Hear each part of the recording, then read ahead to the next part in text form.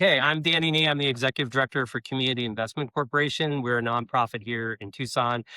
We work mostly in Southern Arizona. We're about wealth building and asset building and economic empowerment, economic development nonprofit.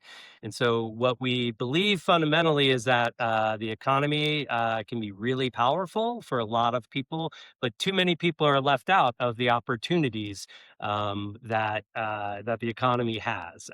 The more money you have, the more wealth you have, the more opportunities to build wealth you have. The less you have, the harder it is to get that first bit of wealth. And so that's the space we work in. We tend to work with local small businesses. We're on the debt side of things. So it's lending that we do. We have 0% loan funds. We are launching now.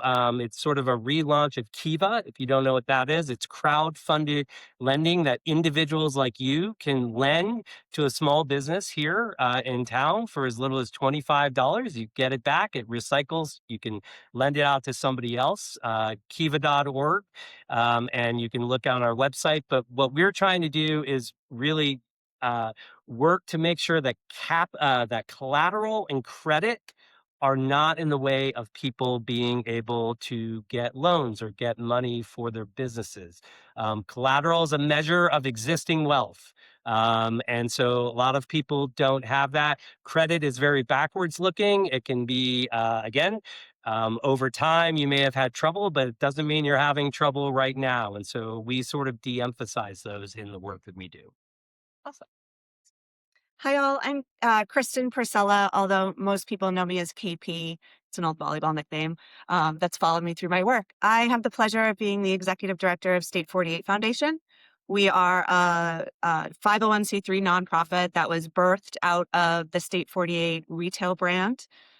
Three amazing, super passionate local Arizonan entrepreneurs started with a $1,500, a spare bedroom, and a love for both fashion, sports, and entrepreneurship. Wanted to work together, which I think is how a lot of small businesses start, right? You want to either work for yourself or work with your friends. And they grew into a really successful clothing company. In 2020, the foundation was started with a really simple mission to support small businesses. And we do that in two ways. We help create the room like this one, the space where small businesses can come together and thrive. Entrepreneurship is lonely and it's hard, and the resources aren't always as readily available or prominent or accessible. And so what we're trying to do is create those spaces where entrepreneurs can come together, can learn from each other, can learn from experts in the space, and can be vulnerable, share the stories of what's worked, what hasn't worked. And so that's a really special feeling to be able to continue to implement.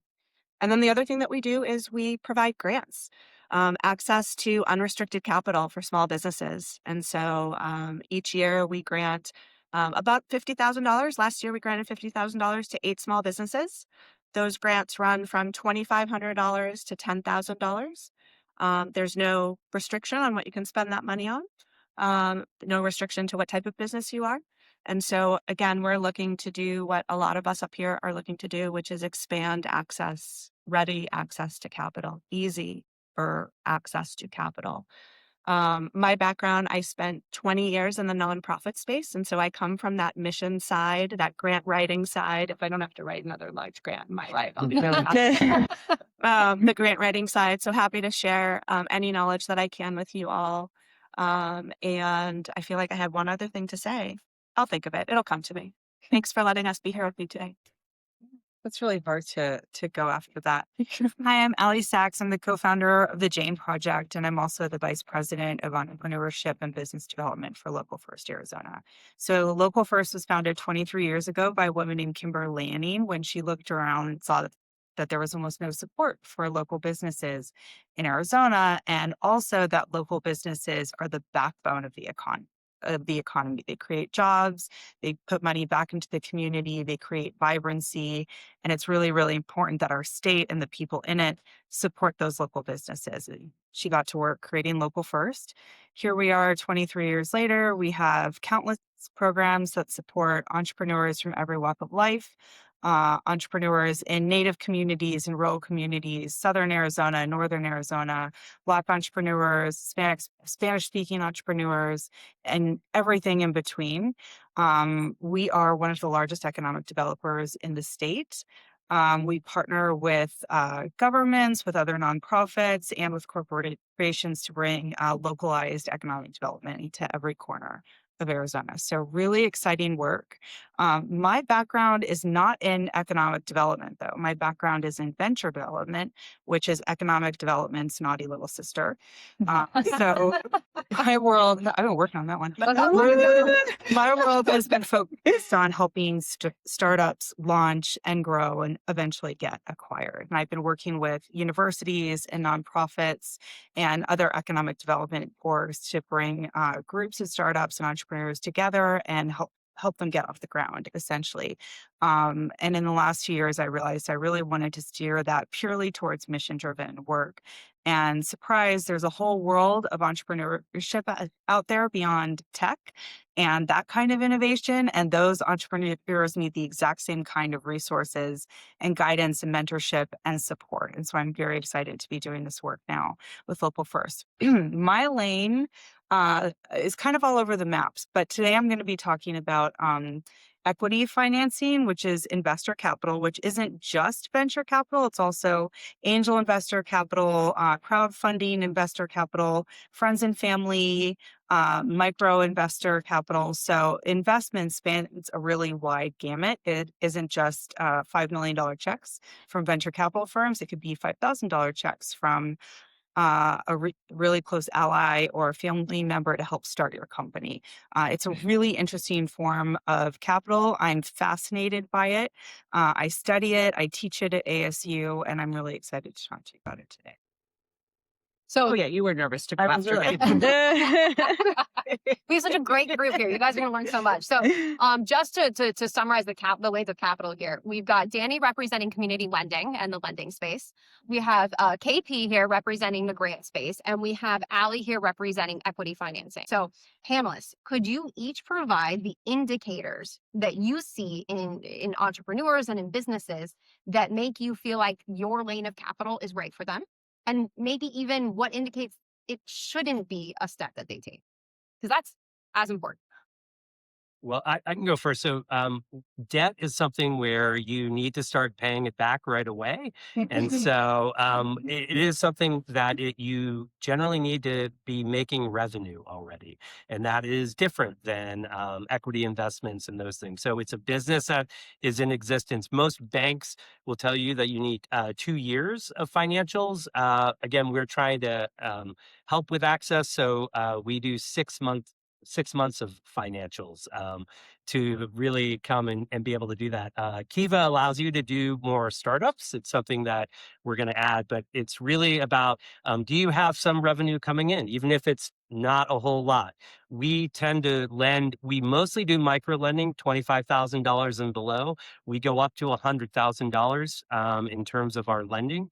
So if you need, a piece of new equipment or something on the smaller side of things, and you're already a business in existence, then we're probably the right lane of capital for you.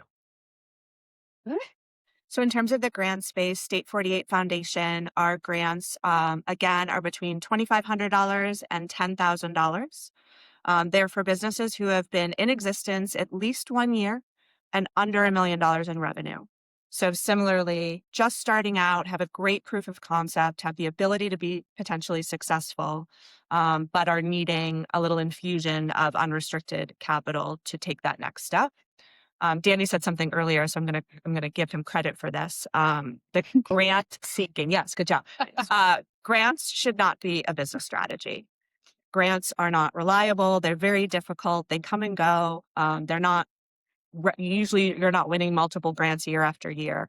And so the advice that I would give someone seeking a grant would be it's not a sustainable business line. Have a really strong business plan. Have a sense of where your additional capital is coming from. Similarly, many of our grant winners are using that capital for a piece of equipment, an expansion, an investment potentially in marketing or branding or a creative project. And yeah, I think those are the big things. All right. So, the one of the beauties of equity financing is you actually don't have to pay it back. However, there is an expectation that you not only will pay it back, but you're going to deliver a return on that investment. And so it's a really interesting mechanism. If your company, I should say, if your plan is to grow to a point that you're going to get acquired or be kicking off so much profit that you can pay investors back, you might be a good candidate for equity capital.